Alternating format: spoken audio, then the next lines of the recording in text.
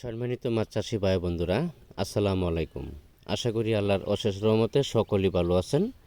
আমার এই ছোট্ট ভিডিওটি দেশ এবং দেশের বাহির থেকে যে যেখান থেকে বসে দেখতে পাচ্ছেন, ভিডিওটি ভালো লাগলে একটি সাবস্ক্রাইব করে রাখবেন পরবর্তী নতুন ভিডিও দেখার জন্য। আজকে আমি আলোচনা করব 2025 সালের নতুন বছরের বড় ব্রড মাছ থেকে উৎপাদিত ব্রিকেট মাছের সম্পর্কে।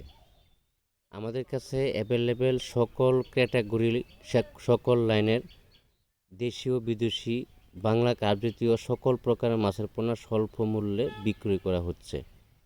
আপনারা চাইলে আমাদের হ্যাচারিতে এসে হ্যাচারি ভিজিট করে 2-4টা হ্যাচারি ঘুরে কোন হ্যাচারির মাছ ভালো যাচাই বাছাই করে তারপরে মাছের পোনা সংগ্রহ করতে পারবেন।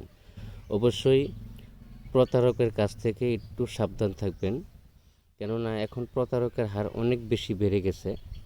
যে কোনো ধরনের মাছের পোনা সংগ্রহ করার সময় একটু ভেবেচিন্তে বা পরিচিত লোকের মাধ্যমে মাছের পোনা সংগ্রহ করার চেষ্টা করবেন। ময়মনসিংহ বা বগুড়া বা যে কোনো হ্যাচারি থেকে, বাংলাদেশের 64 জেলার যে কোনো হ্যাচারি থেকে মাছের পোনা সংগ্রহ করার সময় একটু সতর্ক থাকবেন। যদি পারেন তা সরাসরি এসে মাছ সংগ্রহ করাটাই সবথেকে বেটার। তাহলে এখানে কোনো প্রতারকের কোনো হাত থাকবে না। আপনি কার কাছ থেকে মাছ নিতেছেন, ইউটিউবারের কাছ থেকে নাকি হ্যাচারির কাছ থেকে, হ্যাচারি মালিকের কাছ থেকে, বা অনলাইনে যে অর্ডারগুলো দেন কার কাছ থেকে মাছ নিচ্ছেন আপনি নিজেও বুঝতে পারতেছেন না। এজন্য সরাসরি হ্যাচারি ভিজিট করে মাছ নেওয়াটাই সবথেকে বেটার। আর যদি ওরকম পরিচিত কোনো লোক থাকে, লোকের মাধ্যমে অনলাইনে অর্ডার দিয়ে তারপরে মাছের পোনা সংগ্রহ করবেন।